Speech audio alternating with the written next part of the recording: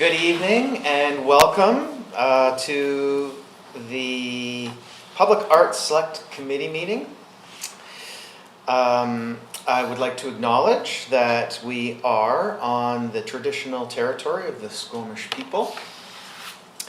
For those that are joining us from home via the internet, my name is John French, Councillor John French, and I am the chair of this committee.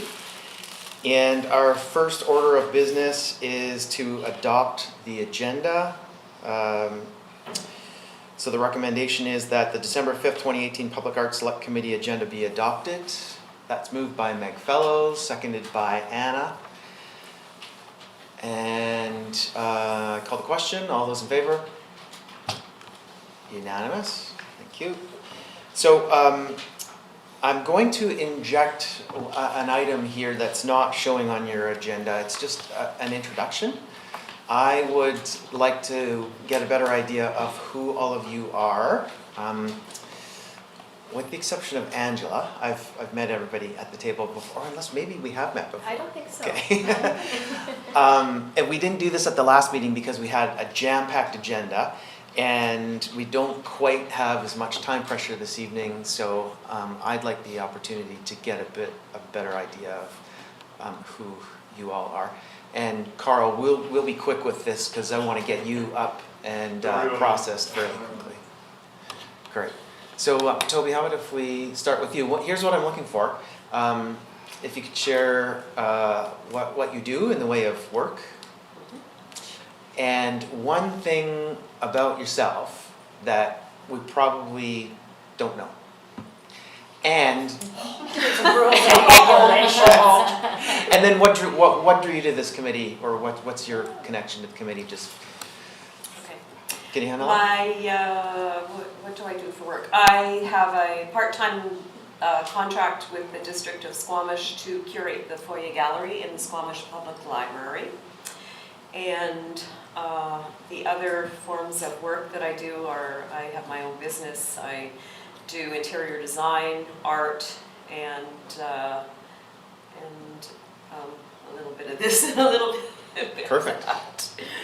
I'm a painter. I'm an acrylic artist, and I have been part of the Squamish Arts Council in the past. I've been on the board of directors for visuals, the Squamish Valley Artist Society, for many years, and I have participated in some public art projects through the Squamish Arts Council. And something that you don't know about me is that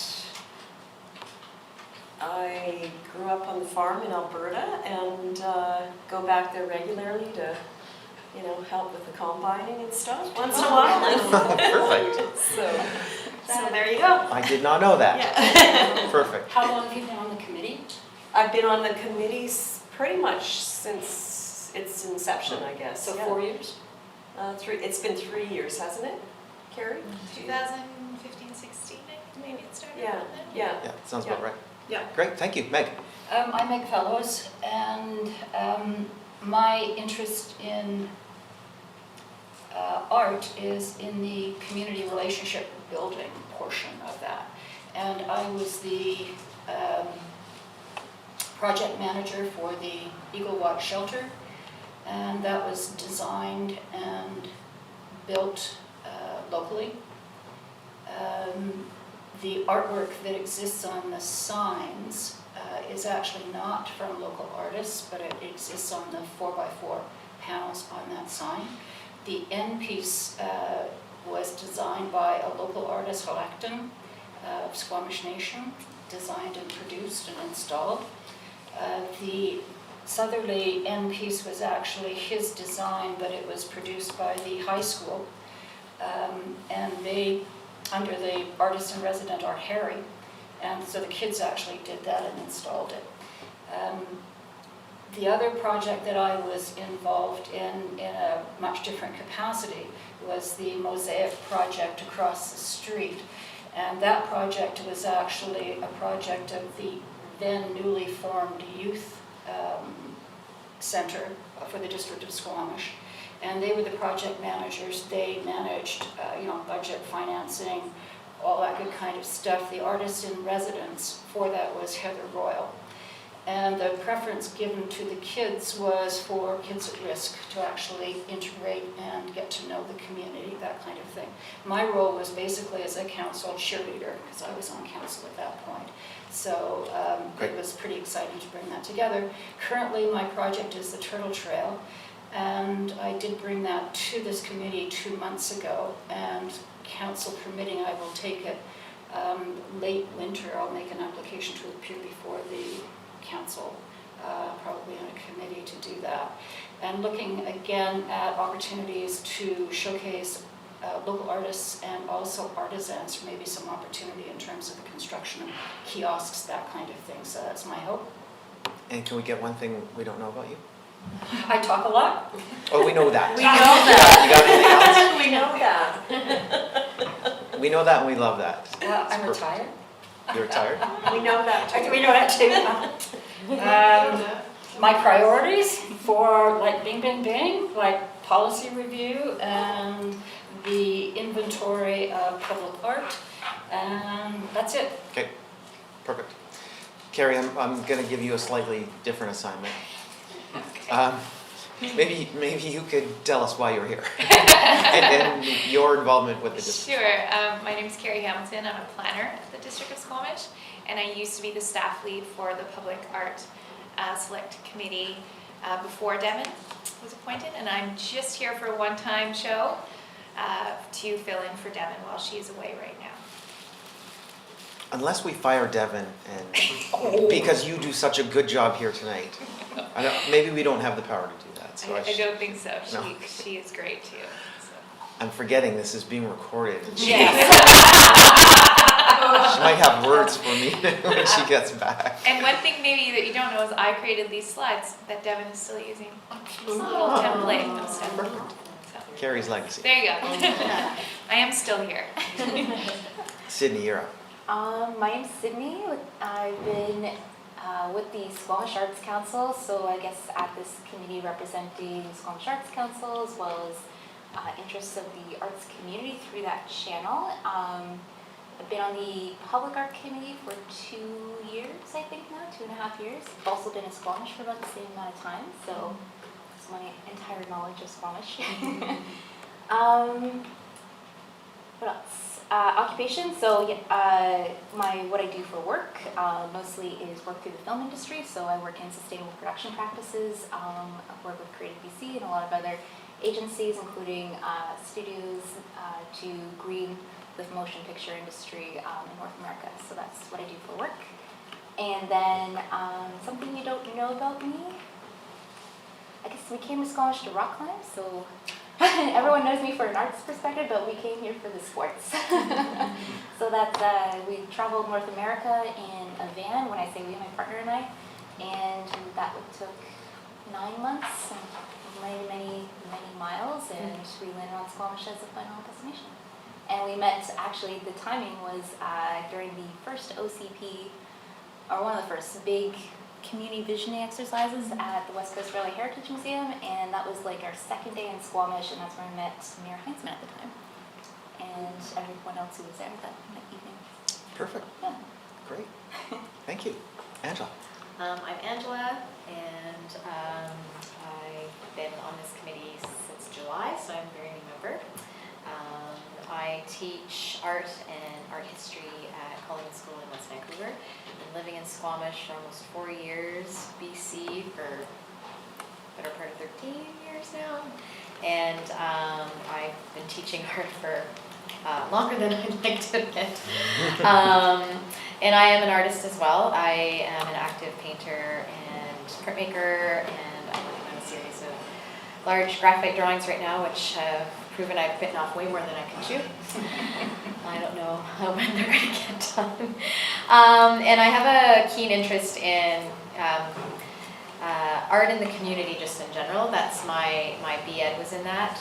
My Master's of Art Education took a different turn, but my B.Ed is in community art education. So while I teach at a high school level, I'm very interested in how the community can be built through art and the education that comes from that too. So I'm very excited to be part of this committee. trying to get more involved with my local community because I'm pulled down into the city Yes. so often. So it's nice to be a part of up here and get to know the art community here. Great.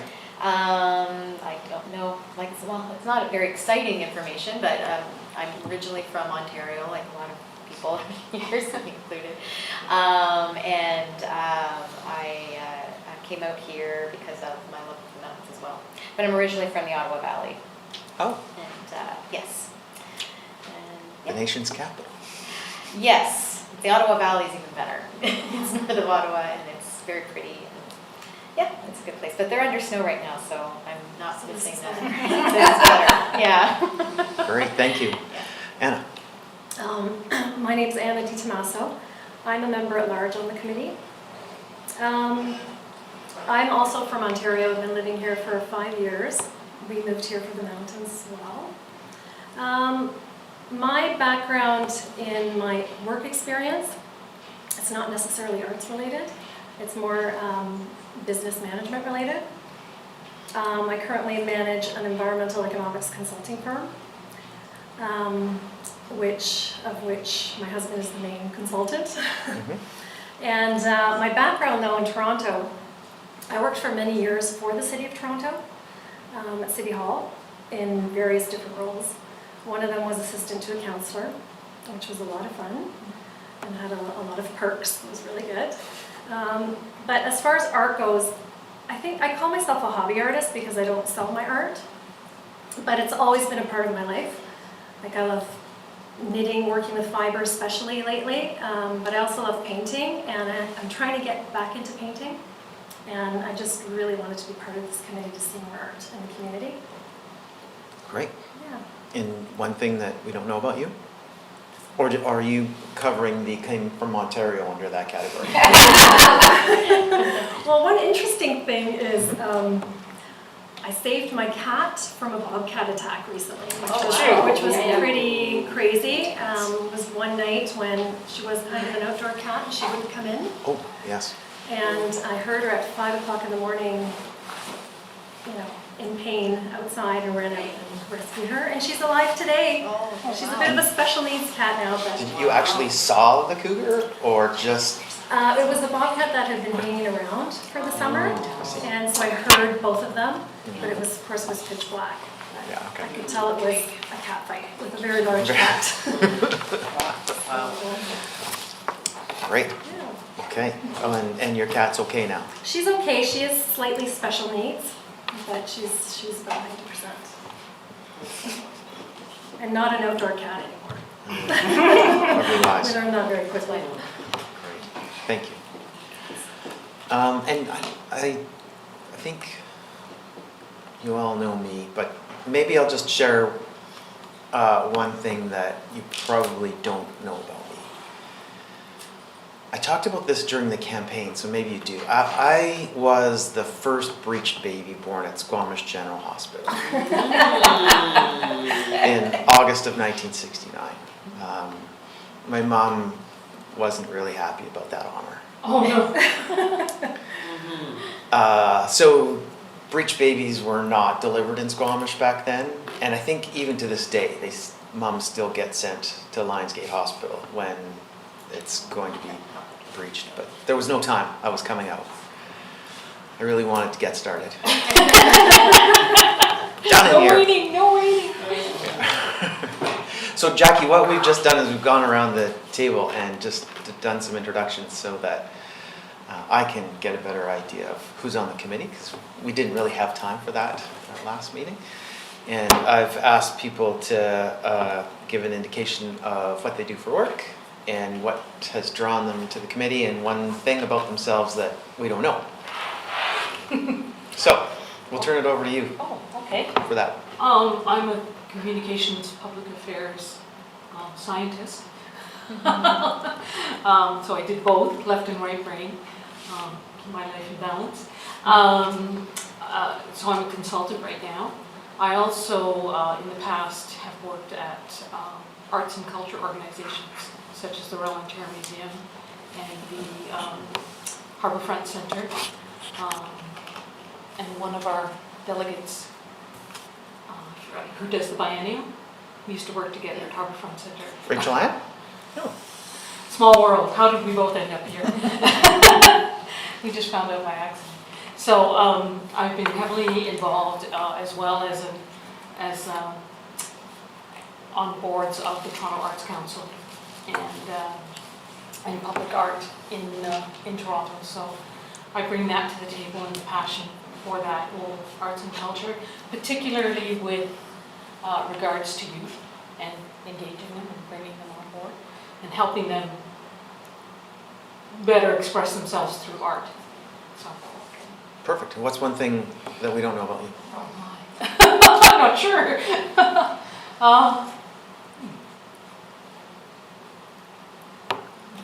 I am an artist too. I play the flute, and I also am doing mixed media photographic art. Yeah. Cool. Play the flute. I would never would have guessed. I love it. Okay, thank you all for that. So next up is committee minutes and approving our minutes from the November meeting. So the staff recommendation is that the November 7th, 2018 Public Arts Select Committee minutes be approved. And do I have a motion for that? Moved by Toby, seconded by Anna. Any questions or comments on those minutes, corrections, observations, Meg? Errors and omissions. Yes. My name is actually spelled wrong. Oh. Hate to be picky. On page 3, I think, mostly it's spelled right, but there is one place where it's spelled wrong. The committee determines the subcommittee shall consist of Meg Fellows, spelled wrong. Very good, we'll correct that. Anything else? Okay, call the question. All those in favor? Opposed? Motion carries. And next up, delegations and, Can I just, oh, business arising. business arising? Yes. Because there is something that I think is important, whether we choose to deal with it right now or whether we leave it to later on. Go ahead, Meg. Is up to, not me. But there is a discrepancy between the, let's refer to the page, the item. It's on page 4 of my copy, page number 3, staff updates. It's item 6, and this is with respect to the suggestion to hire the public art coordinator to help with administrative tasks. There's a discrepancy between the description of the responsibility as presented to council and as it was presented to us at this committee. And I think it is potentially a real problem on 2 grounds. Number one, I don't think it was the intention of this committee to have the use of that person put towards the music festival in the summer, which was actually presented to the council. It was actually to have that person put to the task of further developing the inventory of public art within the district of Squamish, and then potentially, if there's time, to identify other locations where art might be appropriate as well. So there's that disconnect, and I also think it's important that in the policy, it specifically states, and I can give you the citation if staff needs it, that in fact this committee is not authorized to deal with items of events like music events and those kinds of things too. So in fact, that presentation to council would have put this group, it's just not right, it doesn't work. So I don't know how we get out of that conundrum, and clearly there's videos of both meetings so that we can actually track down the problem, and I don't know how to actually get out of it, to be honest with you. Carrie has some thoughts for us on it. So there is an agenda item in 6 that we can discuss that, and I have clarification of what was said to council. So if you'd like, we can. So we can just defer that until that point? Yes, if Absolutely, that's okay. sure. I That's will fine. definitely address your questions. Good, yeah, then I'm happy. Great, so is there any other business arising? Jackie. I think to ask you the same question, because I'm sorry if I missed it. We can catch up after. Okay. Or later. Because I really would like to get to delegations and petitions unless there's anything else under Business Horizon. Great, moving on. So I'd like to welcome from Solterra, Carl Funk is with us. And he has a presentation with, is it Asia? Yes. Correct. And I don't know your last name. Philip. Perfect. And the topic is public art opportunities. Great. Thank you. So my name is Carl Funk. I work for Solterra Development. Things you don't know about me. Yes, please. Probably everything. I used to guide week-long kayaking trips on the Sunshine Coast. And that's how I spent my summers when I was going to school, and then I became really interested in cities and affordable housing, and studied urban planning at Queen's University in Ontario. That's where I'm. And What year are you? did my master's there in 2011. Oh, okay, I'm way older. And then after that, I sold out and worked for a developer. So, but I'm very interested in urban planning and affordable housing as well. Great, I Anna. may have to declare a conflict of interest. Oh, I'm not sure because this is new for me. I own a property that's kind of kitty corner to this development. Do I have to excuse myself? well, You won't this, gain from it. No, except I'll have some nice art near in my property. So you will not yeah, gain. stay with us. You will not Okay. monetarily gain from We it. haven't I voted on did want anything, to, I so. did want to declare that at the beginning, Sure. just in case. Yeah. This and is simply just a presentation, so I think we're All right, I think thank you're you. good. Should I introduce myself? yes, please. My name's Aisha Philip, and I'm also a planner with the district. I haven't had much involvement with the art committee, but we definitely have projects coming down the pipeline, so I hope to be involved more with you guys in the future. Great. And you're with us because you're the planner assigned to the Solterra project? That's Exactly, how it works? Okay, yeah. great. So I think Carl's going to go through a bit more of the background, but I was Okay. a file planner assigned to this development project. And so I've been working closely with Carl for well over a year at this stage. Great. So, Carl, I've sort of got 15 minutes for Yeah. the presentation, then about 5 minutes of questions. For sure. I think I'll be Yeah, quicker that than works. I Yes. had told him 5 Told me 5 minutes. I was going to be very quick. We're gonna get up. That means we could take a few more than 5 minutes for questions, which I think is Sounds a good. perfect scenario. Yeah, so I wanted to go over briefly the project background and how it relates to project art, which we are incorporating into this project. And in the end, what we really want is some involvement from this committee, specifically in the form of having 1 to 3 members join a panel specifically focusing on this project, but I'll go over that. Carl, can I just put you on pause for 2 seconds? For sure. Amy, I want you to feel part of our group. Would you like to join us at one of the chairs up here? That'd be great. Great. Can I sit Yep, there? that's perfect. That's where it works for you. Go ahead, Carl. So our project is located on Cleveland Avenue. We're really excited about this project. It encompasses a whole downtown block. It's a mixed-use project with retail on the ground floor, condominiums above, and an office building incorporated into the project. There's affordable housing, affordable rental, as well as market condos. So here's some images. Where on Cleveland is this? It's right across from the House and Pub and Studio SQ. It's where Pac West used to have. I don't think that will mean anything to Jackie.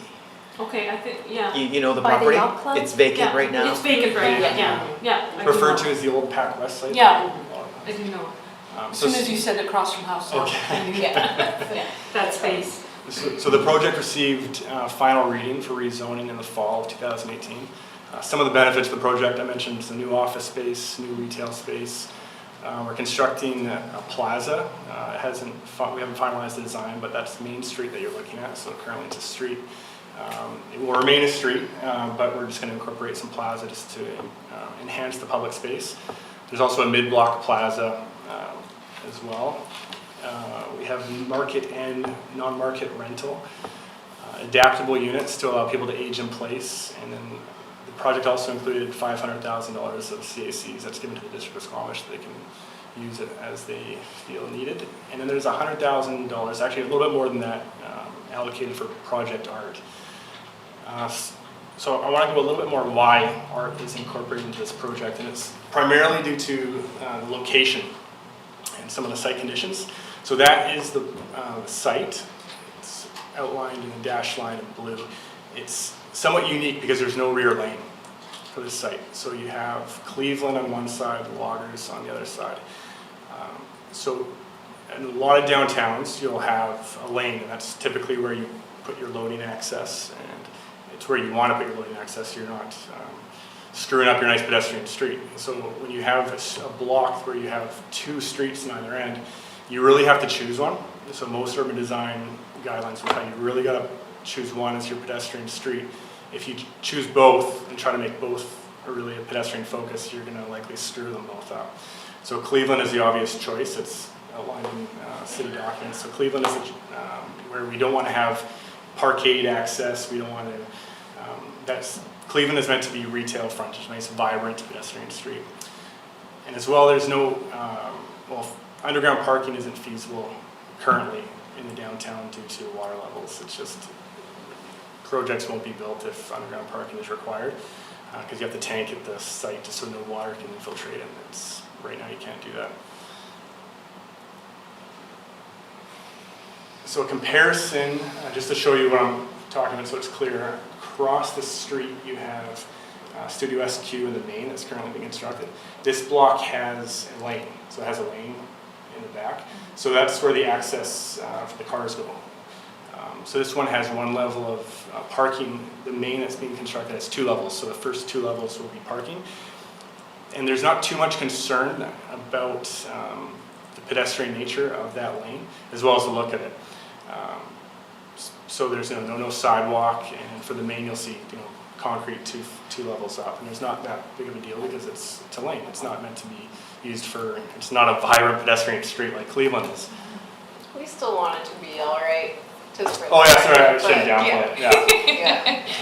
These are my words. Nothing's coming from me.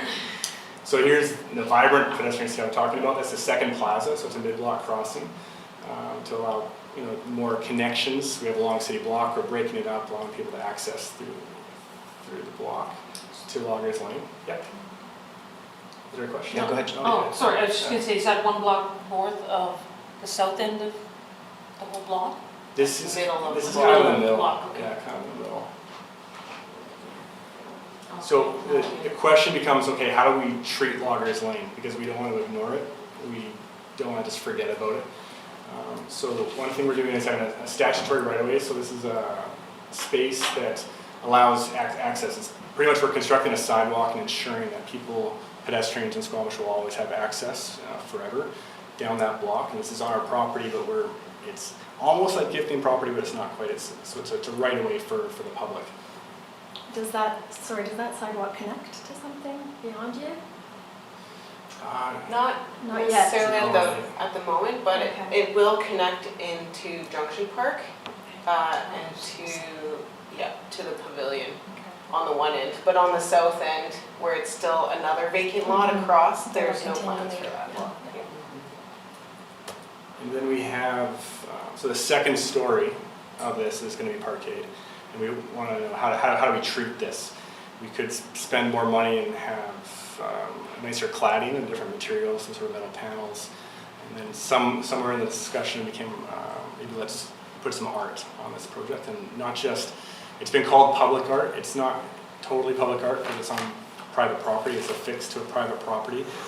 But we want the public to be involved with it. And that's why we're here, to get some members to be involved with the selection of the artist as well as the art itself. So if you look at a rendering of the project, this is the Loggers Lane. This is all conceptual, but where this dashed line, this is kind of where we see the art going. And it's not determined what it's going to be yet, if it's going to be a painting or if it's going to be some sort of structure that we actually affix to the building. But this is the canvas. This is where it's going to be located. So our next steps for this project, and actually the art component of it, we're gonna have, I'll go bullet point by bullet point. So a public art consultant who we're gonna hire is gonna finalize an art plan. And this plan is going to basically detail how are we gonna select the artist, and also kind of finalize what that proposal, request for proposal from these artists is gonna look like, just so the artists know, okay, this is the background of the project, these are some details, these are some things you have to think about, this is kind of what we're hearing from people in Squamish, just to give them enough feedback so they can help them come up with something that's really meaningful and impactful.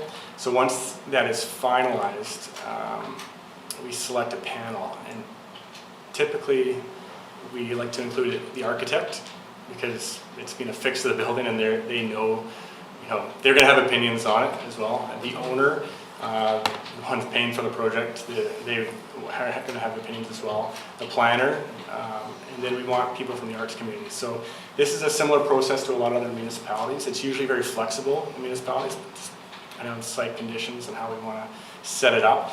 But typically, you get 2 or 3 other people from the arts community, whether they're curators or someone like the Arts Council, to help select the artist. So then this panel isn't involved in the actual creation of this request for proposals, but we do a call for proposals, receive them, and then the panel comes together and we sit and we decide, okay, which ones are we going to invite to present to us? We'll say, okay, there's 5 artists, they'll come and present to us and present their concept, make sure that they're going to be able to make the budget of $100,000 and also deliver, because in the end, we don't want $100,000 to go to someone who just can't do it. But there's, that's why we have all these different people on the panel, just to balance everyone's concerns. Make sure that the art is right, because I'm not going to be able to tell you if the art is good or not. Someone from this committee will be able to do that, but we'll be able to advise them, okay, this is the project schedule and this is when you have to deliver. And then after that, we select an artist, there's some feedback, and then we sign a contract with the artist and they start fabrication and installation. So that's basically the overview of the process, and AJ can add if you want to, if you have anything to add. But I think you covered most of it. Just to confirm, through the rezoning process, we secured with the developer, they're giving, we'll take a security, like a bonding, from the developer to make sure that the art is completed. And that's to the tune of $107,000. And once the art is done, we will give the bonding or the security back to the developer. And then the only other thing to note is that this commitment from the developer is also tied to the occupancy of the development, so nobody will be able to move in until to the final building. So there's 2 separate buildings, and we've tied it to the second of the 2 buildings, so nobody will be able to get in to occupy that building until the art is completed. Okay, great. I have a question, but I look to the committee. Anna. How was the location of that art selected? And specifically, I wonder why there's no art on the Cleveland side. That's a good question. The primary, Asia can jump into, the primary reason was we're struggling with how do you treat this space. So on Cleveland side, Yeah, the photo house. yeah. Like I wonder about sculptures in those spaces rather than you're fixing it to a wall. Yeah, that's a good point. Which I do appreciate you're trying to cover Yeah, a plain concrete wall with something beautiful. but why not art somewhere else on the site? I'm just wondering about the other side, Cleveland, which would be... I believe the discussion was primarily how do we treat that lane, and this site does have a history of art with a Chili Tom mural on it. Chili Tom, correct. So I think there was some of that thought of something like that, a bit of a canvas on facing Loggers Lane, which was, I believe, the same location as the Chili Tom mural. No, is that aside? Okay. That's okay. I can jump in too. There's going to be a fully activated streetscape along Cleveland with individual retail and restaurant businesses, and they're probably going to have hopefully some eclectic signage advertising their businesses across the front. And so at least on the frontage of the front face of the building on the Cleveland side, that's going to be activated by the individual tenants that are moving in. But yeah, really the intent was that we have this really boring concrete parkade wall, and we wanted to do something beyond just like different cladding or something to really enhance it. City? Just on this is more directed to the district. On the signage front, out of curiosity, is there a policy or a bylaw that tells businesses the sort of look or aesthetic of signage? Yeah, it's not super straightforward, but we have a sign bylaw Okay. that most people follow. But as part of the next stage in this development, we've finished the rezoning. We're moving into what's called a development permit stage, where we look at the form and character of the building. And there's opportunity there to kind of confirm and nail down some of the look of the signage, kind of, we call it a comprehensive sign plan, but a lot of times it's just placeholders if the developer is going for a specific look. But lots of times they'll leave that open to the individual tenants that are coming in. So it's kind of a mix. Yeah. Yeah. Thank you. Meg? I'm just wondering, I'm assuming that in the call for artists, that if somebody has a metal sculpture, a flat metal sculpture kind of thing, that would be considered as well. I'm thinking about the maintenance, the long-term longevity of whatever art is put on there, and then who's responsible if it starts not looking quite as good as That's a good ideally point. we would want it to look. Have you?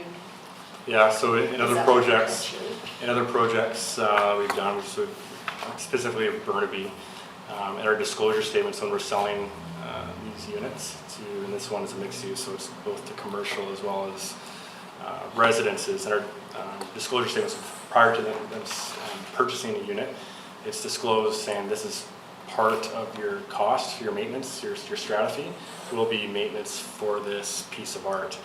And prior to, we can even finalize this with the district, but typically we, so that's built into the strata budget, but typically we sign something over from the strata saying, okay, the strata's taking responsibility of this and give it to the district. And that takes the developer off because we'll be done. We're not there. And so the strata will be able to handle it.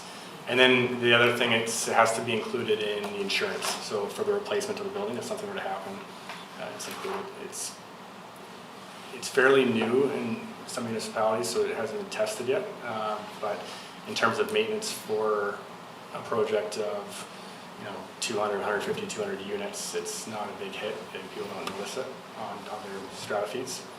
Like, it's just one of those, because the maintenance is typically small, but we also, when we're choosing the artist, and that's a huge thing. So it's, in a recent one that I went through, an artist had a very elaborate design that I was concerned about structurally, and that was the reason why they didn't get it. So when the artist comes forward, that's something that they have to prove. It's considered. You have to consider. Yeah. And that's why we want the artist there, that's why we want the owner there, and typically we have a construction representative as well, just for those maintenance issues.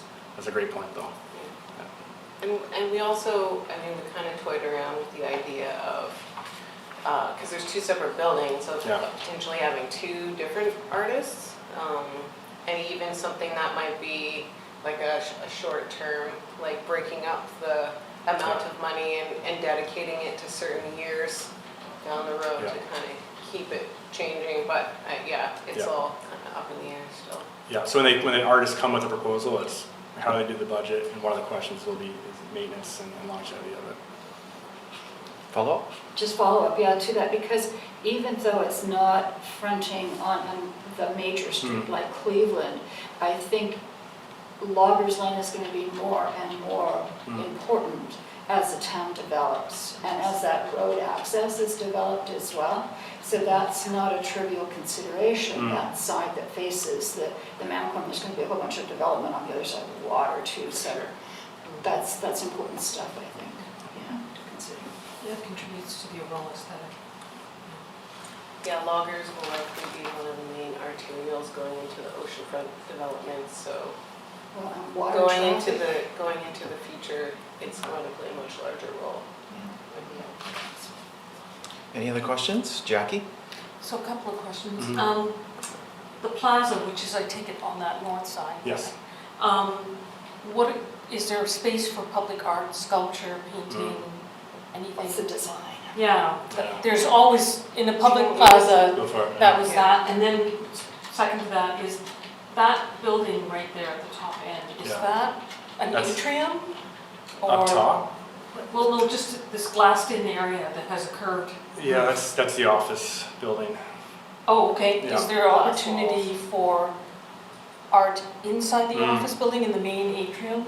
Often office spaces love to have that. Yeah, that's a good point. As they're, as people move in and out of the building, they like to have various Yeah. types of public art, whether it be on the walls or moving through the Yeah, space. yeah, that's a great point. Do you want to answer the Main Street? Yeah, so at the rezoning stage, the plaza was super conceptual. And then in the transition towards the next stage, the development permit stage, we've been working internally with staff, closely with engineering and some of the other planners to kind of set some guidelines that we'd like the developer to meet in their design of the plaza. And it's still high level, but we've passed along those guidelines, and the intent is for them to take those away and to come up with some more detailed conceptual plan that we can then bring out for public consultation.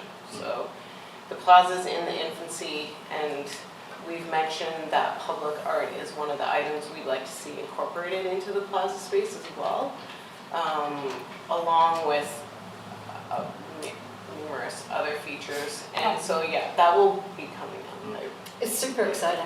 Well, that yeah, I see thought that really designing, exciting. because yeah. it's right, Yeah. it faces Pavilion Yeah. Park and Junction Yeah, Park. and not to go down a rabbit hole, but we really want the design for that Main Street area, we'd like to have it be a shared street that has a really pedestrian priority, but still allows some vehicular movement. And it's gonna be a neat pilot project, something that we haven't really seen done in the district so far. So, yeah, we're really keen on it. To the second part. Yeah, so for the office space, that's an excellent point. To be totally frank, office space is tough in Squamish in terms of. Well, no, I just meant the atrium, No, but not actually in the Yeah, I'm just thinking actually like to spend the money, but in the end is to make it marketable, and I think people do appreciate the art. In the end, it's going to be purely, can we do it for the budget, and maybe, but I think you make a good point of saying that might actually be an attractor. be a better space. Yeah, no, Yeah. it's just, it fits public art. Already being associated with this building, this space I think is going to be kind of greater than the sum of all of its parts. So having it included in multiple areas, I think there's something to be said about that. But to be totally frank, it's a office thought. space is going to be difficult. Fair, I was just thinking that it's all glassed in, and that's a Totally, lovely yeah. glass atria that Yeah. That's a good display point. art. Yeah. On the ground level, so Yeah. just to clarify, it'll be commercial, like hopefully restaurant or something that will activate the plaza space. And then on the upper stories, that will be the office space. So at the grade level, when you first go into the building, it'll likely be some sort of more activating commercial use. And it might be up to the individual tenant who maybe might want to consider jazzing up their commercial space. But in office spaces that I've been into, there is always public sort of lobby space and things like that, where marble walls have been turned into like frescoes and things like Yeah. that, or there's actual sculpture closer to the wall, but Yeah. it gives people that sense that they're coming into a place, it's not just a boring box or office, it's a beautiful space Absolutely. too. Yeah. I have Anna and then Sydney. I just wanted to go back to the slide that showed the spaces in the back. What I just spaces? wanted to have a look at that one more time. The canvas. like Yeah, the- that just where showed you the go. concrete Yeah. canvases. Yeah. And so it's two spaces we're looking at. Yes. And they're behind the two, not the office building, they're behind the two larger apartment structures. So they're fronting, Or is there- they're fronting on Loggers Lane, and Yes. it's the second story parkade, Of the two residential properties. not exactly. Yeah, the two mixed use buildings. And they're not the same size. They're two different sizes, those walls? I'm gonna go back to the site plan. So I don't know if this helps. So these are the two buildings. Right. I can bring the cursor. It's hard to One find it building here. is smaller than the other. So that concrete It potentially will is, be a yeah, little different smaller. size. Okay. I'm just trying to visualize what would go there. Right. So it's in effect like having two canvases, Correct. one on each building. There we go. Yeah, so it's kind of along here on the second story, and then this is the second building, this is the plaza, this is the space in between the two buildings, and then along most of the length of this second building. So really, along almost the entire frontage of Loggers Lane. So the parking is enclosed, you'd have to drive into Yeah. the parking, it's in, Yeah. the Yeah. building is built around the parking, is that correct? Yes. Yeah. So it's because again, so we're fronted by streets on every side. To Vancouver Street and Main Street, the commercial it actually wraps around. So I it's like that idea that you don't see parking lots from Loggers Lane. Like you're well, just you will driving into a laneway. You'll see the you'll see the access yeah. to Yeah, get you into won't- the parkades. You won't just see the You will see You it. won't see like over a asphalt. big parking lot. Yeah, no, they're wrapped. They're wrapped. Yeah. Nice. There will be some openings for sure. Because you gotta get Yeah. cars in, of course. Yeah, and then even for venting there will be some, but yeah, for the most part it's Okay. wrapped. Yeah. City? Just going back to what you mentioned, Asia, about potentially more public art in that plaza concept, is that going to be in addition to the already set aside $100,000 in CAC, or if that were to manifest? I would say it's not totally clear cut. I think maybe a portion of that 100,000, if it wasn't going to totally be applied to just the two buildings, maybe some of it could be drawn to put into the plaza space. But we've secured the plaza separately. It's coming with its own budget. And that's to be determined through the design of the plaza space, which has yet to occur. Is that the top plaza, not the middle? The Main Street Plaza, yeah, the middle block plaza is more of, that will be left to the developer to design, which is the normal process, it's on the property. Angela? So I think it's wonderful that we have that space to work with. I think Meg mentioned something, or someone mentioned something about the possibility of maybe flat sculpture plus or mural something. And I just think it would be really interesting if you potentially got a few artists, maybe a mural artist or someone wanting to sculpture, and you had a collaboration. I think that could be really interesting. And because the space is already kind of like a smaller parquet perhaps and a larger, like so one campus might be a little bigger than the other, it could be a really interesting space to allow for that textural play between flat surface and color and something that maybe protrudes a little bit from the concrete. I'm sure that gets expensive. But the reason I bring that up too is because we're 2 meetings ago we were talking a lot about mural development in Squamish, and I think that could be a really interesting thing to really try to include more of, especially in developments, and trying to create sort of a mural culture in Squamish would be really neat. So, but I don't know, it'd be nice to maybe see, it doesn't have to be one or the other, is what I'm saying, because you could be open to collaboration between a sculptural artist and a mural artist or something. That's good. Yeah, And It could get expensive. In the call for proposals, you could have that it could be one or the other or both. Or both, you know, or perhaps 2 artists that want to collaborate could come to you with something for that space. So my suggestion would be when you do put a call for artists out there to keep maybe that flexibility open, Okay. you know, and maybe even say you could collaborate with someone else. That gives artists a lot more opportunity. Meg, and then Jackie? I almost hate to bring this up, but the word graffiti, has there been any consideration to a graffiti wall or to graffiti abatement techniques with respect to the building? We have talked a number of times around the table about it might be interesting to have a space in Squamish that has a Rick Mercer, kind of a corridor that actually is a place for ongoing development and expression of graffiti art. And I only bring it up as a question mark that might be of interest, and then again, might totally not be interested. But we definitely do have graffiti artists and not so artists in Squamish, who look at any flat space in canvas as an opportunity to either vent or to display, depending on how they're feeling. So it's just something to keep in mind about whether the project wants to accommodate or discourage that kind of thing in development. Okay, great. Jackie? Back to plazas again. Sorry, I forgot about the middle plaza, so that is yours to develop?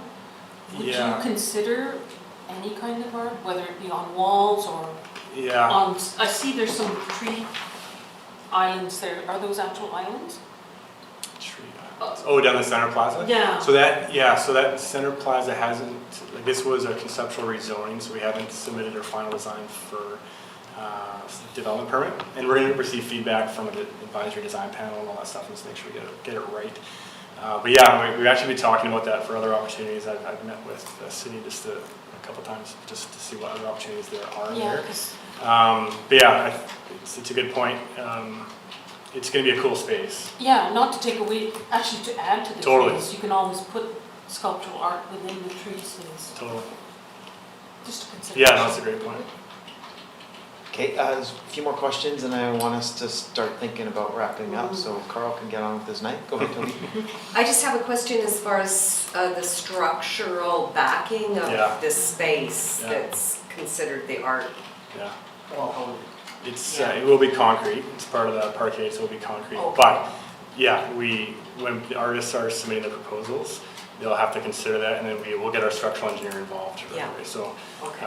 but if they're proposing something that's gonna change our structural design, we factor that in, and then we, we'll question whether they can do it on budget, because ultimately. It was more relating to the proposed or Yeah. art, how, if it was something that was more sculptural, how it would be attached and. Gotcha. Yeah, they will be able to do Yeah. that for sure, absolutely.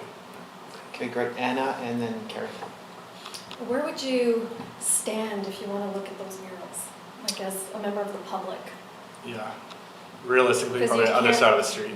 You have to be fairly far away from them. Yeah. And across the street, there is some district property, correct? Because I think No. that needs to be thought about. No, that's all private? Mhm. Yeah. Yeah. So there's the BC Rail line, which has an undetermined future, but hopefully if the district's able to acquire that, we can integrate it, because we'd really like to make an active transportation, like a bike lane and stuff along Loggers Lane as well, not just have it be so heavily vehicle traffic. And so hopefully down the road there'll be more opportunity, but I would say in the near future, yeah, it's kind of private property adjacent to Loggers Lane opposite, although kitty corner kind of northwest is Xwu'nekw Park. So you would be able to view it from there, Right. and then also just the From public road right of ways, like where the access to the Yeah. yacht club is Mhm. from that angle, Mhm. but maybe not from like dead Yeah. on. Carrie. So my comment is just, my understanding is that, did you want to have someone from this committee sit on this panel, and maybe we should have that discussion? Yeah. Absolutely, My yeah. next question. Absolutely. So that's kind of our Okay, our great. ask. That was your ask. That's our ask. Say, just raise your Just put it out there, ask. yeah. What is the ask of the committee? And Jackie, that was your question also? Yeah, I Okay, was great. just wondering what were you seeking from us as a Yeah, committee? So just before you get to that, we'll make that the last thing. I'm curious, it sounds to me like you already have a consultant. We do. Yeah, so we've Can you tell us used more about one consultant a couple times, and she's plugged into the arts community. She's trained as a landscape architect. It's Jean Durante. Yeah, she knows art well, and she knows architecture well, so it's been a very good fit. In the end, how she typically runs her meetings is, it's not group consensus, like we do vote on this stuff, but she encourages a lot of discussion, and she gets you know, to be honest, the hardest, you have to get the owner who's paying for this, the architect who's got his own vision for this building, and artists who have their own vision. So to get everyone together, and she's just worked very well. So we've chosen her. What architect is it? It's AKA is the architect, yeah. But she's been very good, so we're going to use her for this one. And she's worked with you guys on at least one other project Two others, in Burnaby. yeah, two other Yeah. public arts. Is she on the ADP? Oh, okay. She's So not Squamish local. this isn't your first kick at this can. Can you give us an address of a place that we could see another project that Solterra's been involved in? Yeah, we just finished one. It's in Burnaby, so it's in Brentwood. The address is 23. Don't memorize it by now? We just got occupancy. I'm trying to get it. Rather than put you on the spot, how about Yeah. you and I we can email it out to the. Sure. Yeah, that would be helpful. That's perfect. Yeah. 2378. That's Alpha Avenue. Or better yet, email them some photos of Absolutely. the work. So we just went through the whole very exact same process. The changes are made partly from feedback that we get from staff, and just it's a different location. So Squamish will be different than Burnaby, so we have to treat that accordingly. Great. Sydney, is it quick? Yeah, if you're looking for, what's the timeline? So some people on this panel are saying, when does that committee convene and what timeframes? Great question. So we would probably, we're probably about 2 months away for finalizing an art plan, I think, and that's dependent on us getting together and having the district approve it and feel that's okay. And then we would like to select a panel shortly after that, so a couple weeks after that. And then we would send out the proposals. It's going to be, I'm not going to give a timeline on that now because I'm not sure how long it's going to take for Squamish specifically. For Burnaby, we gave everybody 6 weeks. We might need longer for Squamish, I'm not sure. Will your RFP go through things like Kimball, the email to all artists? Or? To be honest, I don't know. For Burnaby, what we did as an arts panel is we selected artists that we wanted. Oh. So we went for, we think these 7 people will be good, they can do it, they can actually produce it. Some feedback we've already received is maybe for Squamish and Open Call might make more sense. It'd be better for everybody, so we're going to go that direction. If we don't get enough people or enough interest, then we might have to recalibrate and go specifically after other people. So you'd like one person from this committee? I think 1 to 3. Yeah, 1 to 3. 1 to 3. Yeah, we can't have everybody, like there are some just logistics. We have to, all meet in a room and we do have to come to a consensus. So I don't want everybody. You're all amazing, but. So as many as 3 people. Yeah, no, I would know more from this than committee. 3 is my. Yeah, great. Yeah. Sounds like, Do you meet in Squamish? We'll meet in Squamish, yeah. I'll meet in Squamish. and it sounds like there is some interest How many at this times? table. So we'll meet, we'll probably have a meeting to review the proposals. So that'll be one meeting. We'll have another meeting to actually listen to the presentations, and hopefully we'll be able to get it done. And this is just for that one piece, not anything else. That's a great point. So, yeah, but it could be, there's a potential this might end up being 2 pieces. Yeah. So I'm coming, we're somewhat early, but we want you guys to be involved and just gauge interest. So you'll keep us posted on those Absolutely. details? Yeah. Meg? Just further to that, daytime meetings, evening meetings, or you don't know?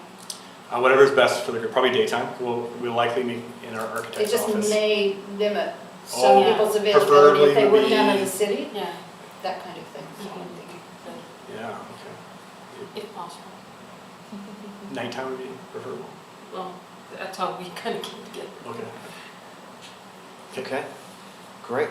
Anything Okay. else? That's it. Thank you very much for Thank you. letting me discuss this. Inspiring. Thank you. Thank very you. much. Have a great evening. Hopefully we'll be back here with more of these. Oh, yeah, As we work through the negotiations with developers. Yeah, that's fantastic. That's excellent. Wonderful. Okay, so next on our agenda is business portion. And 5.1 is keynotes from the advisory design panel. Jackie, what have you got for us? What a perfect segue. 'Cause Yes. Literally, that's the type of thing we talk about, as I found out in my first meeting. So we talked about a project at the corner of, or on Bend, just north of the A-Frame Brewery. It's going to be a multi-purpose building. There were some concerns about lighting and movement and stuff. It's a beautifully designed building, so in and of itself can be considered art. But the signage and everything is very restricted, so there's no thought to that. And there was a blanket statement that was made, and I'll be candid, if I may be, diplomatically, made by a couple of staff planners who said, when we're going up into the business park, because this is heading up into the business park it becomes Government Road after Buckley, is when you're heading up into that, we want to maximize business space, we don't want to consider art. It just kind of froze. I thought, okay, can we renegotiate that? Can we rethink that? That art is not going to take up space, valuable space, as I was trying to say to this gentleman. It enhances the space, it makes it more attractive, and often business owners will choose to be a part of a space because of its attractiveness. So that sort of the message sort of got through, but I think we have a few more roles to hold on that. Yes, and people to convince and thoughts to be slightly altered on that thinking. So I'm hoping that as we sit and get more involved and they come to us and we go to them, that they see the value of public art, not just as, a trinket, but as something that actually adds value to the property. So yeah, that was the biggest takeaway, because we really focused on discussing this one property and all the motions around it, but there was absolutely no consideration for art around the property, which kind of disappointed me. Okay. But I kept trying to say, well, as we move forward with other business properties, as we move north, because there's apparently a lot coming in the pipeline that we consider art. Okay. Inside and outside. Carrie, you have a thought? Yeah, I just want to clarify just around some of our guidelines around public art and development permit guidelines, which is the intention of the advisory design panel to review developments in alignment with those guidelines. And we have a number of areas, so the downtown is definitely one of them that speaks to having public art.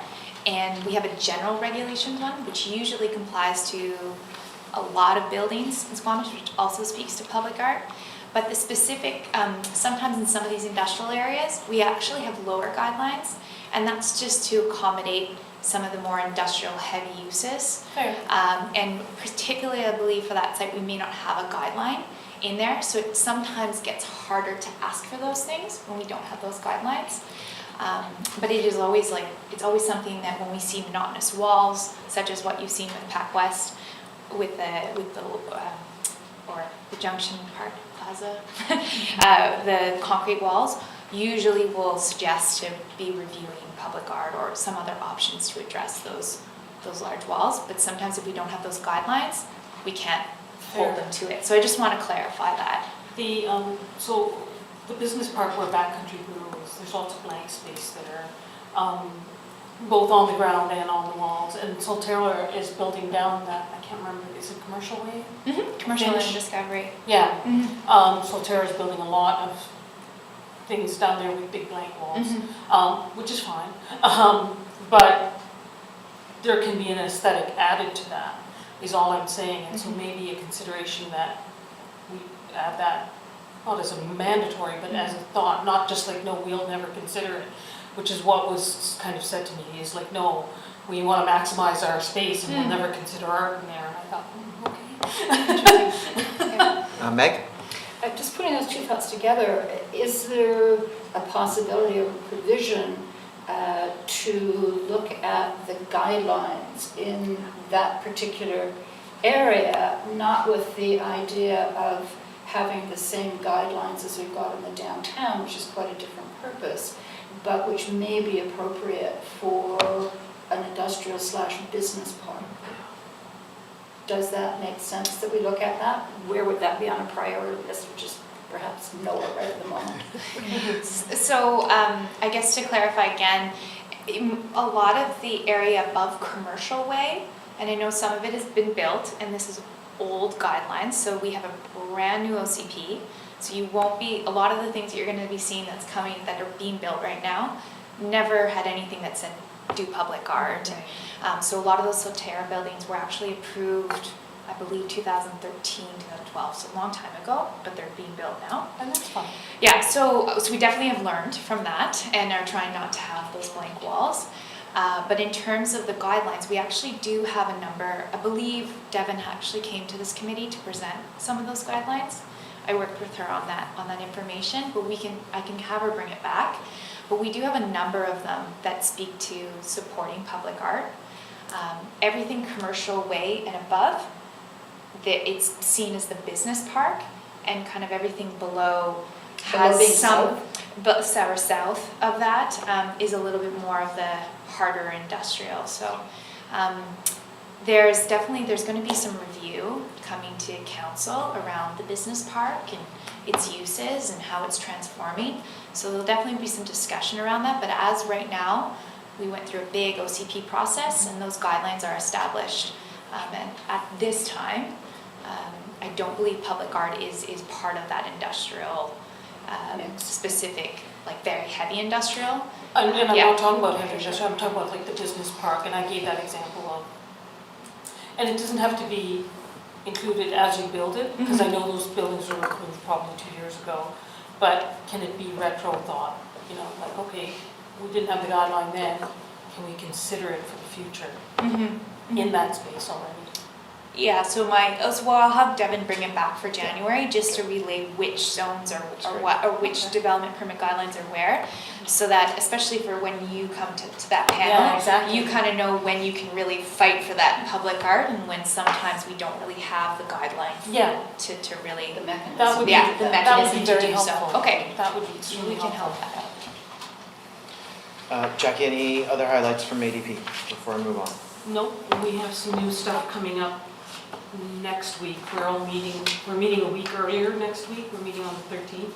So I'll have more information for you in our next meeting. Okay, great. Normally we would have met on December 20th, but they moved it to the 13th for Christmas. Yeah, that makes sense. Okay, next up is terms of reference and policy review. So the terms of reference are on page 9 in your package. And it's 3 pages of terms of reference. And I think relevant to me at this point is the one that points out that I'm an appointed member of this board, and as the council representative, I'm also the chair. I was humbled and thankful that the mayor asked me to take on this role, and I'm looking forward to being a part of this committee. Now, this is on the agenda because the terms of reference aren't necessarily cast in stone. If there's anything that we as a committee would like to change, alter, edit, shift, we have that ability. So I wanted to do a check-in and just see, is there anything in this terms of reference that the committee would like to revisit? Sydney? We did also touch on this. I believe there are some minutes from maybe 4 meetings ago. Yes. September was the minutes, because we talked about that Because we in briefly July. touched about this, where committee did have, from Arts Council's perspective, it would be, if it was open to the committee to have the terms of reference, because we list several, it says one representative from the Arts Council. That must have recently changed. Yeah. You know what, there have been some recent changes, and maybe Okay. Carrie, we can just There turn was to you. one change that Devin has asked me to relay, and that is that we currently had 6 members at large, and we've actually allocated one of those to be Squamish Art Council now. it reads a little funny, and it still says 6, but with 5 in parentheses. Oh, I see. Yeah, Yes, so it should gotcha. read 5, and so that has been an addition that's been added, Okay. but that's all I have for an update. Okay, Meg? Can I ask, I actually have probably an out-of-date version of this, because we were working with it few months ago, X number of months ago. So I'm just wondering, is it possible like to put a date and last updated on these things? It's there. Well- Updated July 2018. Okay, so Is can I on have the version I a more have. recent copy then, because I'm working from a old one, and I have that to you. Sorry. Thank you.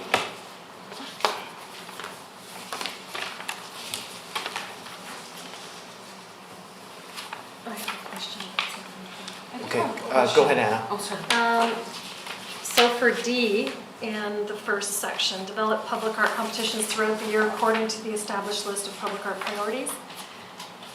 I'm just wondering if we should have a specific number of how many of those we should be doing, because I'm just wondering, how many have we done? How many are we planning? When is the next public art competition we're planning? Is there any more specific guidelines as to how often we can put those competitions out there? Is that something we should consider? Sure, Toby, is it with your historical participation? Can you- Yeah, it would be tough to actually kind of quantify that because we've gone through the process of taking a long time to develop some calls and then had not received any, proper proposals that we considered. And so that was a good part of what we did kind of all this last year. So when it was more minor projects, then it was easier to kind of work through it. But yeah, So how do we I don't decide think- when we put a call out? It's just kind of Organic. organic, like it just, Okay. like if we had time tonight to, start working on something new, then that's just, Okay. what would happen. Jackie and then Angela. So, playing off Anna's comment, what is the mechanism then by which people come to present to the committee? Because I've only been on the committee since, I think, September. And it's just been sort of, from my perspective, I can be totally wrong, kind of an ad hoc group of people who come, and sometimes their projects are not fully scoped, and they're presenting them to us as though they're fully scoped, and expecting some sort of response.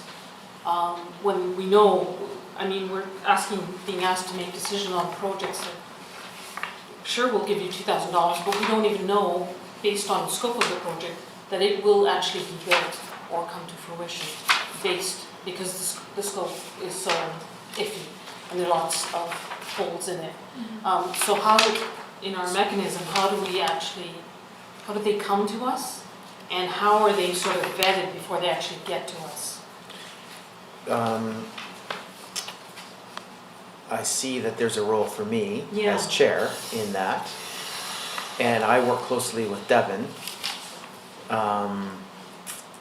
So in the case of Solterra coming to us tonight, that was staff-driven. Carrie, do you have any thoughts on it? Yeah, so as staff for that presentation that we had today, that's brand new. Yeah. It's brand new for all of us Mhm. and brand new for this committee. You may see more of it, and we'll try to keep it, I think we'll learn from this one and keep it a little structured. But in terms of your role, what staff and the chair has usually done is help set the agenda. So if there are things that come to your attention that you want to present, feel free to email Councillor French or Devin, and we can just, the staff member and the chair, discuss together about setting that agenda. So anything that does come up, then it gets vetted by the chair and the staff member. And I use the example, if I may, secondary, not as a pejorative, but strictly as an illustrative. the students who had a fabulous idea came to us, but it was not a fully scoped project, and yet they wanted a certain amount of money, which was fair, but there was no sort of understanding that this would come to full fruition with this allotment of money, because it was clear that it was not a fully formed project, a fully scoped project. So it's just what's the mechanism of vetting them before they get to this table? If I may. Again, that's me and Devin, but go ahead. There was, just from my memory, and some, Cindy and Toby, you might remember this, we created a public art application form Yes. when I was on this committee, and we may want to reestablish that and make sure that they fill in all the right appropriate information, bring that in, and then usually the committee can use that as follow-up, and we usually ask them to come back and present the final project. Thank you. Yeah. So on this specific? Yes, so just to add to that, exactly that, we have an application process, which this committee can revisit its application process, but currently it's considered rolling intake. So it means it doesn't have a deadline, like some grants say you have to have community enhancement, for example, your application's in by October 1st. Committee revisit, we have rolling intake, so people can apply anytime all year round through this application process, which goes to staff, who then does the initial vetting, and then staff has a conversation with the proponent or the applicant, and then they bring it to this table. Is the process that this committee has put forward and has worked with in the past with Carrie. And Toby also jump in, because I think maybe? Anyway. So are you saying it's kind of fallen off, or No, that it needs to come back? No, I'm saying, from my personal perspective, I feel like our application process is pretty, it could be looked at, but it is pretty standard in terms of coming forward, particularly the scope of projects that the size of funding we typically give out, under $2,000 is a pretty low barrier kind of ask. So when, and again, this comes from my opinion, when someone comes to us with a range of projects, anywhere from a $500 request all the way up to a $5,000 request, the committee might have to adjust its expectations in terms of what they're expecting from that applicant, from the $500 all the way up to the $5,000 request. And that's going to be an added discretion basis, unless the committee would want to establish separate streams in which it would be applied for, which would have separate guidelines and vetting processes with them. So that's another way to look at it. That's going to take a little bit more work in terms of setting that up, but that's another opportunity to consider if we want to have more of a pre-vetting process before an applicant comes before the table. Thank you for clarifying that. Yeah, and I mean, part of what's happened in the past is that proponents have come to us and they've had quite strict deadlines as far as, well, even just the kids from last month. Yeah, fair. But the art house, Jessica Gilbert's, that was part of another a bigger project. And so it was, you know, it was kind of fast tracked. You know, it was like, came in, we made a decision, and then it kind of interrupted us kind of moving forward on our bigger projects, you know, so. Okay, I want to keep us on track in terms of reference. I have Angela, Meg, and then Anna. One thing that I just looking at this, developing public art competitions throughout the year. I love the idea of an ongoing application process that people can, like this rolling sort of application process. But I am wondering, suggesting that perhaps we could look at, and I know we've had a recent one with the reconciliation piece too. Do we not have a? Yes. Yeah, Different process. yes, but the idea was that was a call. That was a call. Like, That was a call from call for art, for public art, with a very specific mandate in mind, right, or a vision for it. But as someone new to the committee, and at the fact that this is a fairly new committee just in general, I'm wondering if we should look at the process of having something that the Squamish artist community, and even greater than that, can kind of anticipate, you know, next year there's going to be a call for this or that or the other thing, that can be advertised as such, that they'll know that this is coming. You know, like every year my students know that they can put a piece in for the Remembrance Day competition for the federal government of Canada. They know that there's going to be a poster competition. And if we had something like that was ongoing, maybe it's just 1 or 2 in a year, that might also bolster the amount of applications we get and get the word out more. Yes, okay, great. Meg? I just wonder, I don't know that I've actually seen that application form, so I would like to see it. It's And- online. Yes, I've seen it. Yeah. Well, I haven't seen it, and I'm just wondering if it would be appropriate to have it as part of the policy review, so that not only are there procedures around call for artists and expression of interest, but also for community projects kind of thing, would it make sense? And it's only a question for this table when we actually look at the review of this, which it's supposed to be coming up in June of 2019, the entire review, so that may be appropriate. And it Okay, may be yep. appropriate or not, I don't know, because one of the concerns I was hearing around the table is what happens if they're under budget, what happens if they're over budget kind of thing. So for local community groups, it may be a good idea just to have like a sample budget and level of detail that we actually need. So we don't need like the project details, but we do need, okay, if you're under budget, how are you handling that? If you're over budget, how are you handling that kind of thing? Just for local kind of things, because professional artists, I'm assuming, won't need that kind of thing because they're experienced enough about making applications. Local people, different story. Okay. Anna? I just, back to my point again, I just think, because, you know, we want to promote and encourage public art in the community, I think we should have something in there in that first point in D that says that we have a minimum of 3 per year. That is our goal of our art competitions that we put out there.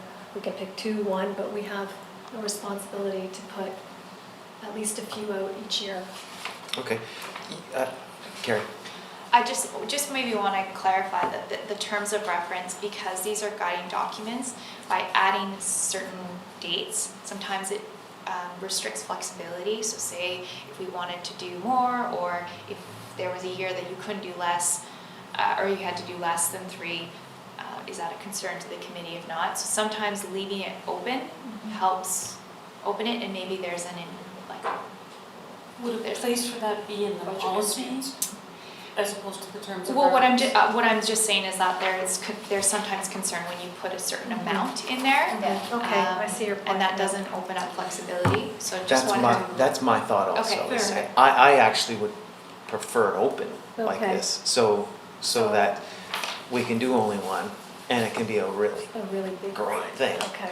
And then we also have, so if we did that in 2019 and it didn't go so great, we should pivot for 2020 and do 3 smaller scale. So I like this as opposed to being tied to a number. Is there anybody with any thoughts on it? So then how does that come up in a discussion is my question. Like when do we decide that we're going to do one? Is that part of business? If somebody has an idea, we can present it to the committee? Yeah, and you could have that be on an agenda by communicating with me and Devin. We'll get it onto an agenda and Okay, take it from there. sounds good. Yeah, Sydney? May I just offer up a suggestion for consideration along that line of thinking is perhaps in the beginning of the new year that we either at the committee table or in a workshop decide on the 2019 sort of sketches of a work plan, more or less, what we would like to achieve within that calendar year, Yeah. high level. So it's just an internal document, it's not mandated in our terms of reference or our policies, so that we know as a group these are the things that we would like to get done. That is a discussion I'm going to have with Devin for the agenda, our next meeting. Meg, is yours? Just follow up to Sydney's, it would be nice to know as well what kind of commitments we have had and we're looking at. I'm thinking banner commitments, I'm thinking other kinds of projects that we've done, so we've actually have an idea of how that's fit into our budget in previous kind of things. So it just gives us more of a base to work on, how we go forward. Okay. Anybody else in terms, yeah, Angela? Yeah, I do see the idea of having, not being pigeonholed to a certain number of projects. But what I was saying with the idea of having something that artists can anticipate. So for example, maybe each year we have a certain amount of money or a project set aside for local youth that they have, that they know that there's this competition or there's this thing coming up that they can go towards. Up and coming artists or established artists, that sort of thing. I think that having that anticipation, as I was saying, would bring more people into it if they knew that it was coming, as opposed to only having a rolling application. Yeah. I do think we need to advertise better and get the word out. And we're young, so this is all new. And I think there's lots of potential for flexibility. But I do think we need to, as I think Cindy was saying too, I think it would be good if we sat down and figured out what we really want to accomplish. I've captured that as an agenda item for the January meeting. Carrie? Perfect. I was just going to add that I think developing public art competitions is different than adding maybe a second one to say develop annual competitions. So it could just be general again, but something that could be added that way. I'll leave that to Chair and Devin to discuss. Great. So I've captured some of those thoughts in terms of reference, and unless there's anything dire and pressing around terms of reference, I want to move on. Only the one thing, the policy review, the larger document, will it appear again at some point? Because I think there's quite a bit of work to do on that. Yes. I thought Devin had mentioned January as the next review. Did I miss that? Was it? Sorry. I thought I saw Okay, question? if she did, it escaped me. So I'll recheck my emails. But Devin and I can Yeah. just circle back on that. I just have one more quick Anna, thing. yes. The youth representative on this committee, has there been one in the past? Is there one now?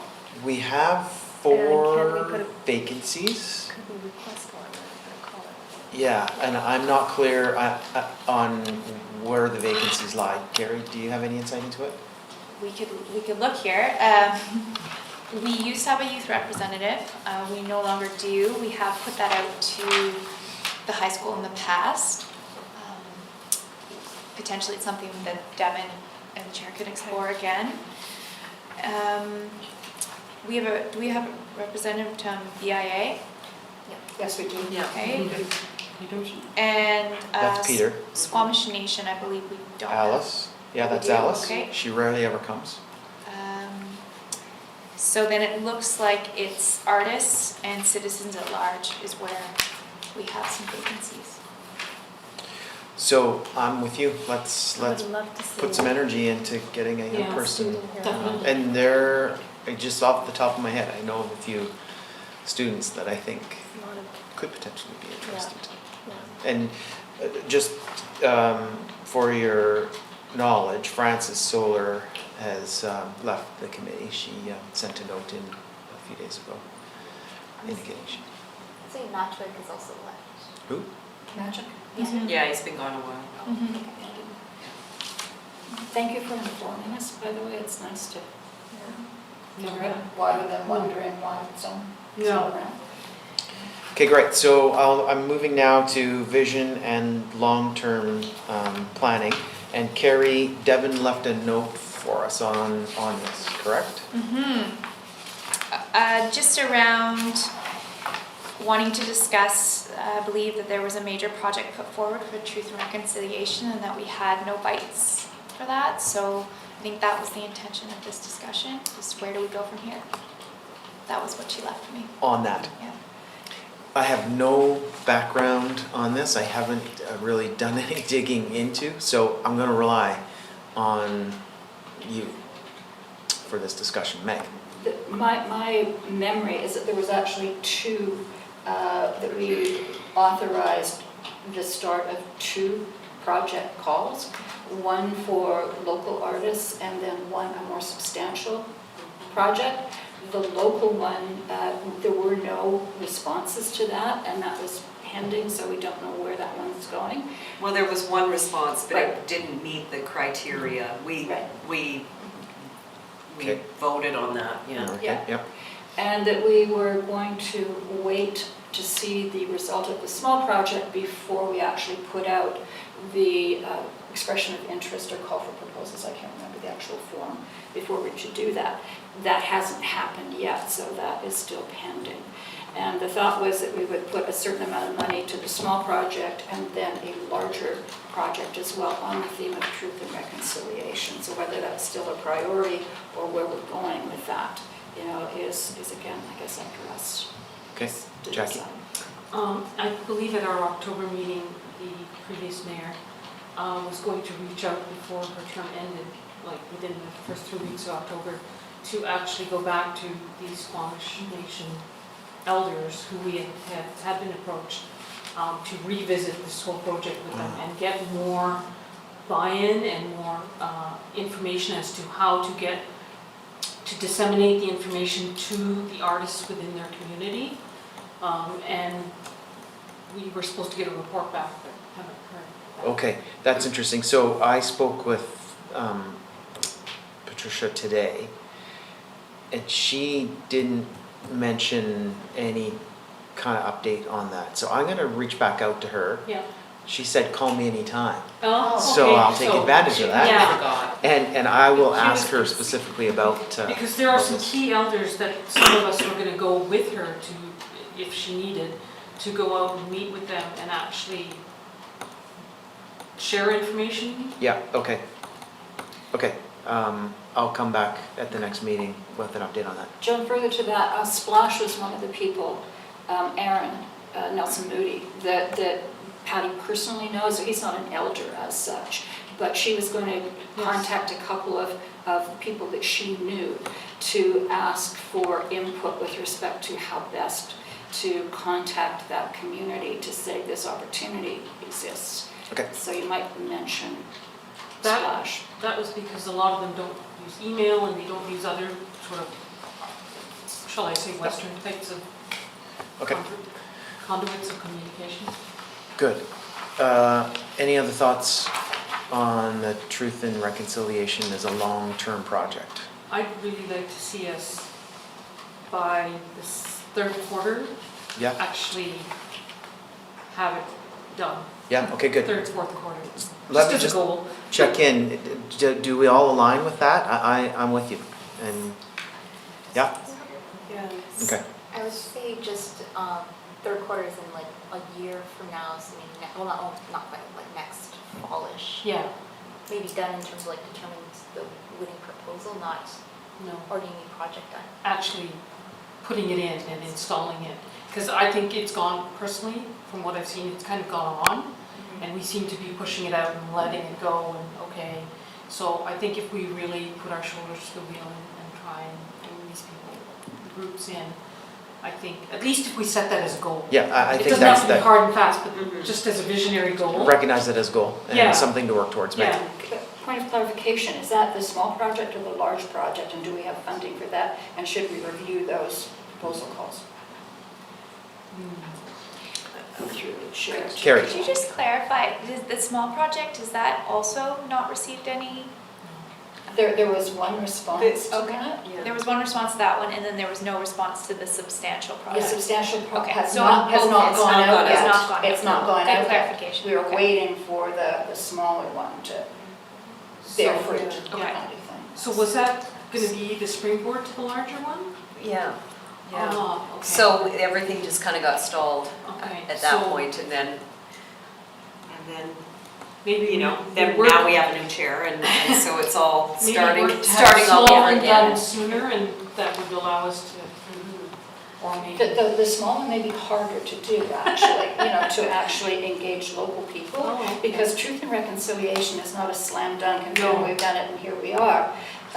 In fact, the larger project, if we've got the money for it, may be easier to send out and get, in quotes, appropriate responses because it's not limited to who we want to do that. It's open to anybody.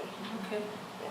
well, maybe that, we Yeah. visit And- Whether I that mean, serves the purpose It's of already reconciliation written, is a the question. call is already written for Yeah. this, For for the large phase one? two. Yeah, the Well, large one, yeah. we were calling it phase two, so it's Yeah. already been written, so it's just I think it's a matter of going back Make and it happen. reviewing it Executing it. and then Yeah, And executing it. saying it's a go. Yeah. putting it out, yeah. I'd love to see that. Okay, great. Kick So- off our 2019. We'll have that one on the January agenda as well. Our next item is staff updates, and Carrie, you have 2 things for us, correct? One is rolling into the budget, so that's great. We currently have, I believe this is a standing item that Devin presents to this committee every committee meeting. So what I just have done here is shown the annual budget on the side.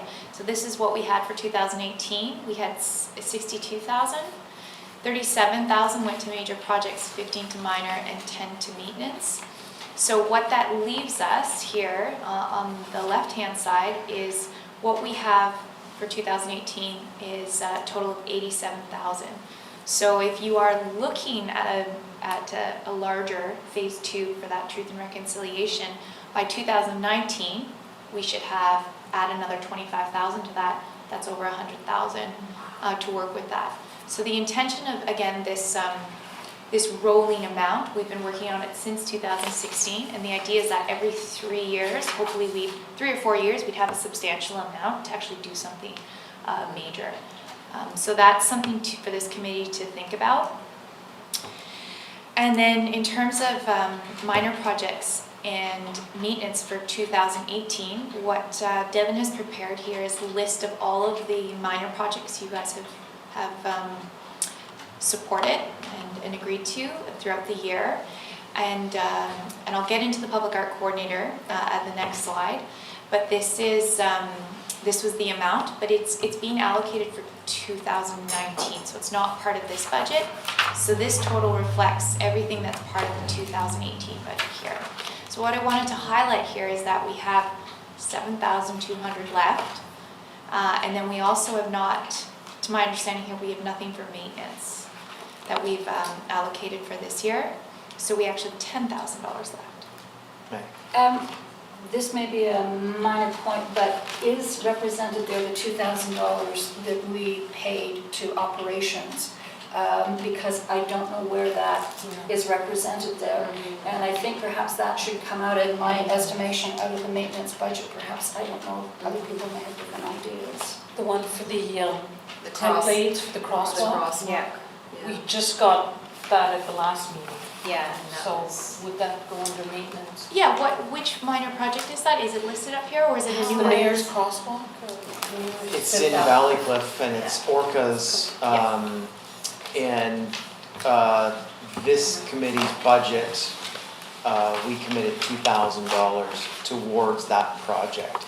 So I'm just guessing that when Devin did this update, that amount just didn't make it on here. Okay, so probably that, to my understanding, that's not a maintenance for that crosswalk, it's a brand new crosswalk. So it'd probably be a minor project then. So- So No, let's- this was for the actual template to maintain. To maintain it in the future. Still though, I would Yeah. expect It it was would not fall part in of the minor. project itself. I don't care, it doesn't Okay. really. Yeah. Okay. Just a question, So- because, Maintenance would probably be repainting it, right? yeah, but that template was to repaint Okay. it. I think it's safe for us to have it, that figure of 7,200 likely should be 5,200 to account for the $2,000 that went towards that crosswalk project. But at any rate, We can review that. yeah, whether it's 7,000 or 5,000, we still have some money that's Yeah. sitting there. Now, does that money roll over? That's kind of complicated, and I had a discussion with Christine Matthews from the finance department and Carrie a little earlier this evening, and to be frank, I don't really understand how that works, because it kind of, we get access to it next year, but it's not, it's a little complicated.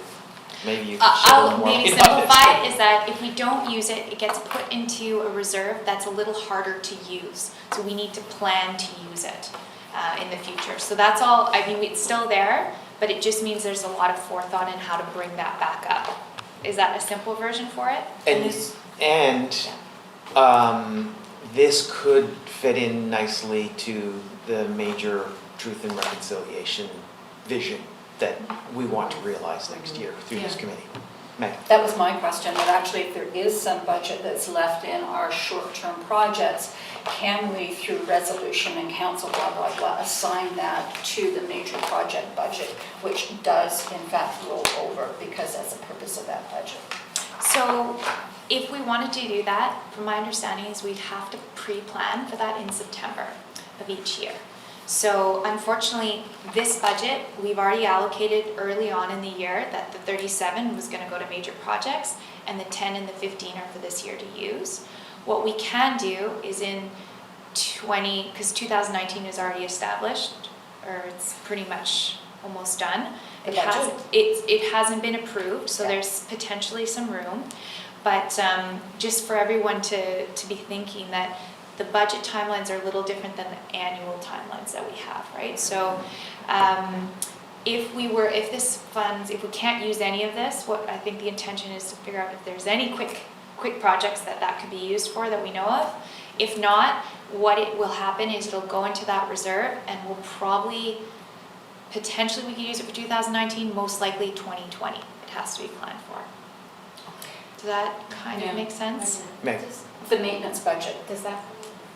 The maintenance budget does not roll over, so it gets lumped into that fund, but again, we have to pull it out and it has to be pulled out through the budgeting process. And Devin and I will work together on that. The same new thing is for information. those major projects. We do have to pre-plan when to pull those out. So that'll be a discussion that Devin, I don't know if she's already had that to pull that out yet, but something to I think just down the road, we have to think about maintenance will become a thing, and it's going to be more than $10,000 a year. The more projects, more public art that's out there, having any money roll over, pre-planning for future years is important. Yes, for sure. Meg? I'm just wondering, there's the official district funds and that kind of stuff, but I'm wondering if there's an opportunity for the management of these funds so we keep track of when we don't actually spend that money, so that we've got a record of what is theoretically owed to us for maintenance purposes for large projects, so that we understand what the accumulating money in those budgets are, so that then we're pre-planned when we're actually making application through the formal budget, and we know what information we're dealing with. it's a great point, and we have been informed, like there are policies in the community charter and how finance is all done. At this point, I'll leave this to Devin and I'll take these comments back. This is kind of new as Councillor French alluded to, we got informed of the final hour before this meeting around this information, so we will get back to you, I think, with a little more, and those are great points to take back. Sydney? So 2 questions, just so I'm understanding. So if we were to have a maintenance expense just come up for whatever reason, and we didn't budget for it in the previous budget, we wouldn't be able to actually pay for that maintenance expense if it was a surprise expense, honestly? So not necessarily, you have $10,000 for the unexpected every year. Right. Okay. So you can use that at your leisure, and then what happens is if there's a bigger expense, then it has to, there potentially is ways in which there can be amendments to the budgets, but those things get complicated. So Okay. the idea is just to keep in mind that we have $10,000 every year to use, and if we don't, it goes into a reserve, and we have to be very thoughtful to bring it back. And then my second question, just in regards to the 5,000 left over, is it that if we don't use it by the end of December, that it essentially gets put into that Correct. challenging reserve fund? Correct. But it could be earmarked for 2020. If it's thought, if it's thought through and Devin does all the work. It's done by with September. Staff, yes. Good to know those September, timelines. fall is when that budgeting process starts. Okay, Sydney quick and then Meg. So then the last follow-up to that one is, because this is the last Public Art Committee meeting of 2018, we would need to spend, if we wanted to not put it into 2020, we would need to spend it tonight, is what that means. Yeah. Okay, So if you have an idea, germinate it, and I'll come back to you, Meg. Two quick things. The first, I have 2017 budget because I like paper copy of things. And I'm wondering if we can get a copy of that 2018 sent to us so we can print them off. My concern is with respect to the Stan Clark Mosaic project, because in the 2017 budget, there was an exploratory amount set at $1,000. The actual, when it came back, was $400. But we know that that restoration to that project is going to be more than that budget. And we've committed to operations paying some of that and this committee paying some of that. And that's been a commitment that we actually made. So I don't know where that money is coming from and how that fits into our budgeting process.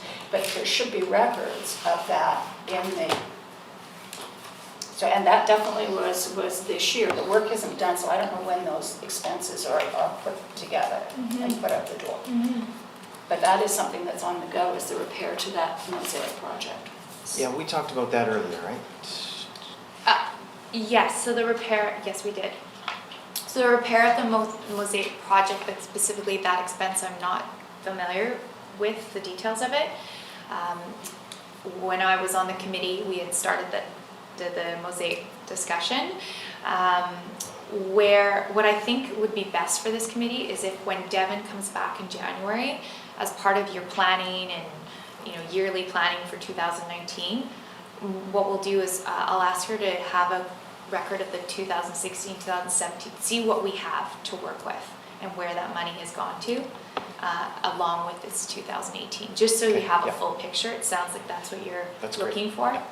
We need to have that picture so that we can plan and what are the commitments already for this calendar year that perhaps haven't been spent at this point, but the commitment has actually been made. So then how does that impact on the accounting procedures for the district?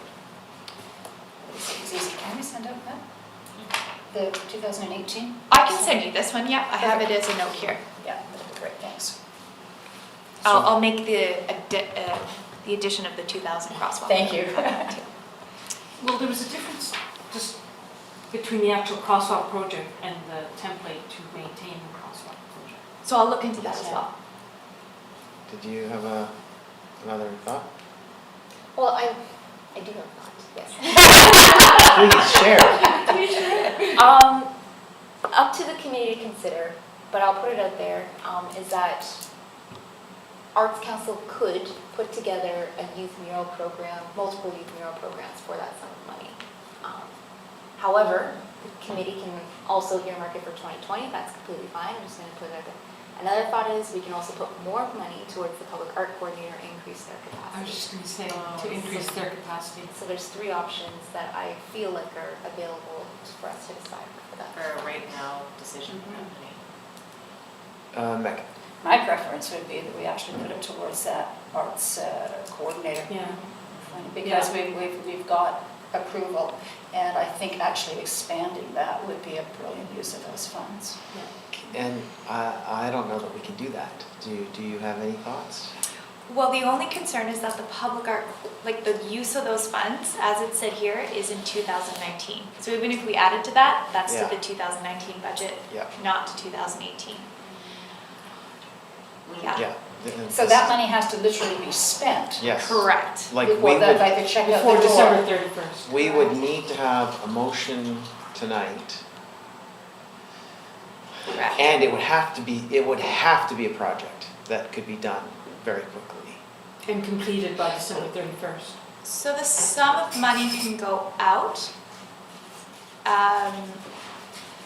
as to, so say if we chose Sydney's example, we could have a motion to grant a certain amount of money to the Squamish Art Committee, and then for the purpose of this, and then it's up to the Squamish Art Committee to spend it. To organize the project. Yes. Wow, here we've gone without even a project before. It's not the best way to do it, but it's just. It's not something I'm super comfortable with. Yeah. And when we were getting ready for this meeting and I knew about this money, I'm like, because this is not a great way to spend money. No. It's a bit haphazard. And, you know, 2 thumbs up to put it out there. I just don't think that it's really responsible fiscal management to try and hurry something out the door before the end of this month. And my own preference would be to let this money go into the bigger pot so that we could put it towards a bigger project, you know, the major reconciliation idea. Sorry, we've got the 4,800 earmarked for the public art coordinator. Has that already been spent in this year? No. It'll be spent for 2019. But it's coming out of this year's budget. No, it's not. Oh. That's what 2019 means in the, Oh, so, okay. so it's not being calculated in that 7,000. Oh, okay, Just that to was clear. the confusing part. Yeah. Okay, now I get it. Okay. Sorry. As, to follow up, if I may, what you could do this evening is potentially let us know where you would like to earmark this, if it is, and then we could, Devin could review this with finance to potentially see if it can be earmarked for something in 2019 before this budget is approved, or it's something that's going to have to wait for 2020. So I'll entertain a motion along those lines, Jackie. I'd like to put a motion forward that a certain amount of money be reallocated to the public art coordinator from there for us to decide what, if we can. Or is that not, is it looking very clear? Yeah, no, Was that not? that's not an option. For 2019. You're So saying is that coming is out one. of the 7,200? So, all right, the option is that the money won't be used for 2018, but what I was suggesting is that the committee give us some direction, staff and the chair some direction as to what we would like to use this money that's going to go to a reserve pot at this point, right? Is that the 72 you're talking about? 72,000 and the 10,000. If there is any idea, if you want to use this for 2019 potentially, or you want to earmark it for keeping it for maintenance or keeping it for, say, a public art coordinator, staff can review with finance to see if that's possible. Okay. But just some direction from this committee would be helpful. Does that capture what you're thinking? Yeah, I'd like to see that. You got it? I'll just read off what I have. Please. That the remaining funds in the minor projects budget be reallocated to the public art coordinator position in 2019. I will That captures second it? that motion. Okay. Do we So want it we'll- all or? No. Yeah, Can we do it one at a time? Sorry, one? Do the Well, minor so- project money and then the maintenance? Yeah, no, I meant by all, do you mean the 72? Whatever is the residual. Whatever amount, so she's left it open so that we'll figure out what that Okay. amount is. Remaining funds. Yeah. Yeah. Okay. Anna. I'm just, are we going to need someone for that much time that will require that amount of money? That's what I'm just confused about. Why are we allocating the funds if we're not sure even what their role is or how many hours are going to be required? Carrie, is your thought related to Well, I that? was just going to clarify with this motion that it probably could read more staff reviewing this with finance to see if it's possible at this Yeah. point, yeah. Thank you for Okay, that. yes. Yeah, so we could, And we do have a scope, a job description for this role, right? we do, and I'll get into We're gonna this talk a about that little bit more, in a but moment. to speak to Anna's question, I don't have an answer to that, so that Because is I thought something. Devin said like about 4,800. Isn't that, she kind of determined how much was going to be required? That's what I'm confused about. But she Why didn't we give not- us a basis Okay. other than hours on what were the deliverables Yeah. for that amount. That's why I I was trying haven't to get. seen Would that. you like me to Sure. just lead into this at this point for the purpose Sure, of this discussion? and then after you've done that, We've we'll got a come motion back. on the floor. We'll We've got a come, motion on the floor, and I'll just reread it as we Okay. did with Carrie's suggestions. Is that staff review the possibility of the remaining funds in the minor projects budget if it could be reallocated to the public art coordinator position in 2019. Okay, great. So let's just get this motion taken care of. Any further questions? I'll call the question. All those in favor? Opposed? I'm just not sure. Okay, so we'll capture you as opposed due to being unsure, and the motion passes with Anna opposed. Meg? And I would like to put a motion on the floor for the maintenance budget, the $10,000. The staff look into maintaining that in a maintenance budget for future years. Okay, so The we will come 10,000 into 2019 with a fresh $10,000 for Yeah. maintenance. But I suspect that our bill is going to be more than $10,000. So we're asking if maintenance, that yeah. rolls over, so it then becomes $20,000. Okay, so my understanding That we is, can't do that. It's yeah, 10,000. that's not how it And works. any amount for repair works, that kind of thing, that is more than the $10,000, how do we deal with that as a committee? Refer it to I think council. when the time comes, we can address the different options Yeah. of how to use those funds and how to budget and allocate for it. I don't see that this is a big concern right now. We've gone a whole, like this committee has gone a whole year with $10,000 available for maintenance, and none of it got spent. So I don't see that there's any projects that have been undertaken in this past year that's gonna require $20,000 We're worth of saying maintenance down in the road, 2019. we could need that money.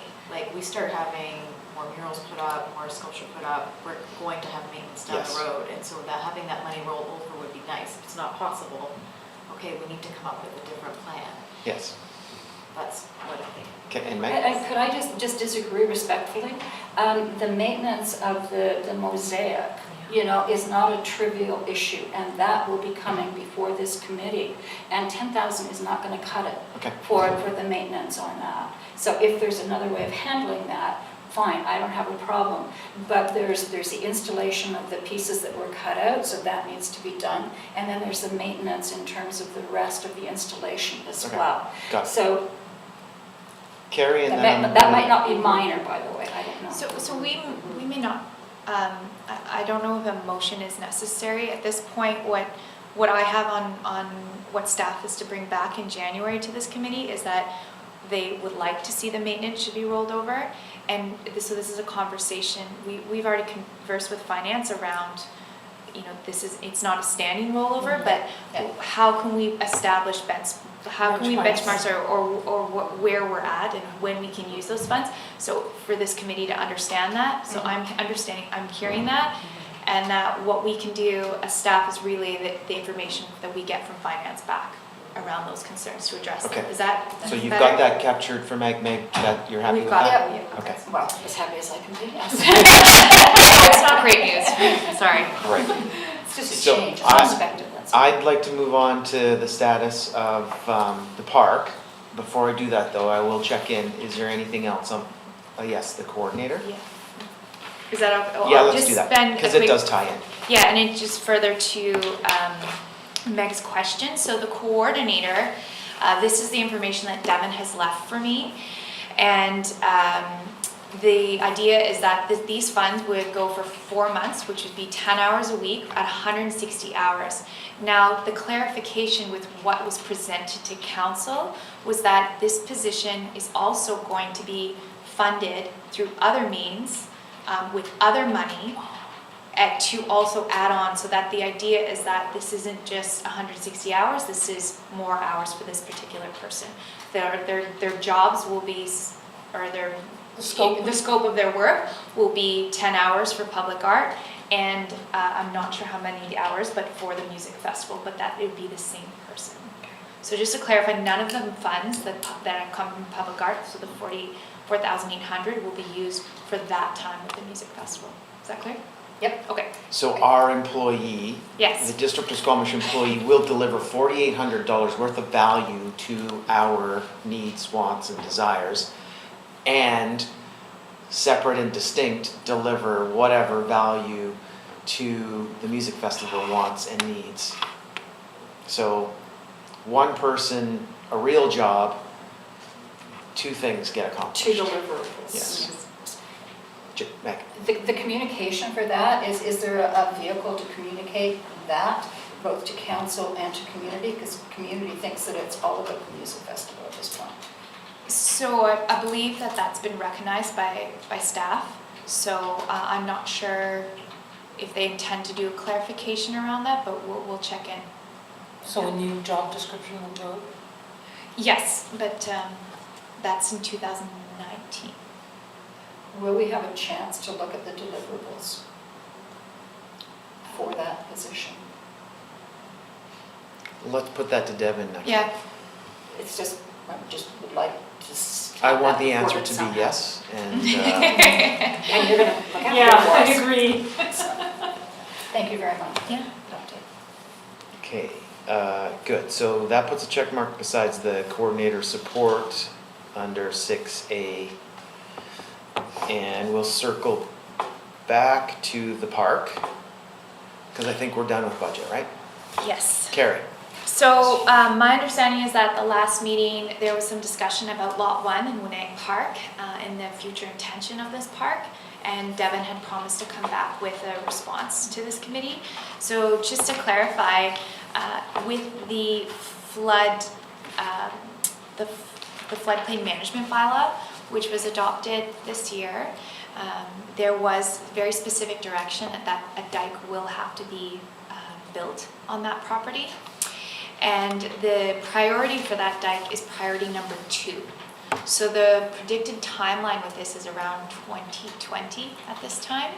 And when this happens, there will be obviously some changes to the park that way. So community will be involved and there will be opportunity for public consultation when this happens. But at this time, that's what has been planned. Okay. That was Excellent. it. Meg? Just the context of that was actually the request to move the art piece to the top of the canoe shed. And the question was, if we're willing to consider it, does it actually make sense in light of 2020 potentially having to move, dismantle, do all that kind of stuff? So that was the context of that question. And I'd like to hold that. Absolutely. We'll come back to it.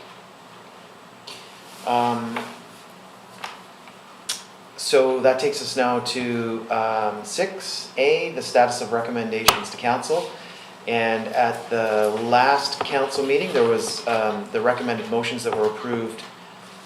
So the motions that we had in our last meeting went to council, and those motions were approved by council. So that's the public art proposal for the learning expeditions at Stawamus School, the coordinator support that we talked about, and the creative crosswalk at Valley Cliff and the $2,000 associated with that. All three of those recommendations from this committee were approved by council. Thank you to the chair for presenting those and speaking on behalf of the committee. I'm sure you would have been proud of me and how I represented this committee. I actually was That's a sitting in big the audience deal. at that point, so you're right. There are no referrals from council, and there's no correspondence. So number 8 is roundtable discussion. I request that we make this speedy because we still have one more section in number 9 before we wrap up this meeting. So I'll go around the table. Does anybody have anything they'd like to contribute?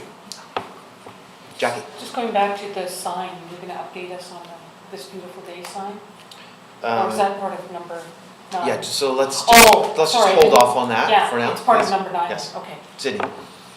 I try to be speedy, but I just have a question back at the public art coordinator position, if that's okay. Yes. If the funding were to be allocated, let's say in the 2019 budget, how would that implicate the division of that individual's workload between the other priorities and the public art committee? And is that something to discuss tonight, or perhaps we'll just visit that later? Probably later, I guess. I think the intent of the motion that was put forward was to explore the idea. So if it's feasible, then I think we have consensus from the group to move forward with that. If not, then we'll convey that back to the committee. Does that make sense? Yes. Okay. Great. Good, seeing nothing else in the round table discussion, we have a motion to close pursuant to section 90 of the community charter, subsection 1E. The staff recommendation is that the meeting be closed to the public for the consideration of the acquisition, disposition, or expropriation of land or improvements if the council considers that a disclosure could reasonably be expected to harm the interests of the municipality, or we could substitute the word council with committee. In this case, do I have a mover? Meg, seconded by Jackie. Call the question, all those in favor? Opposed? Motion carries, unanimous.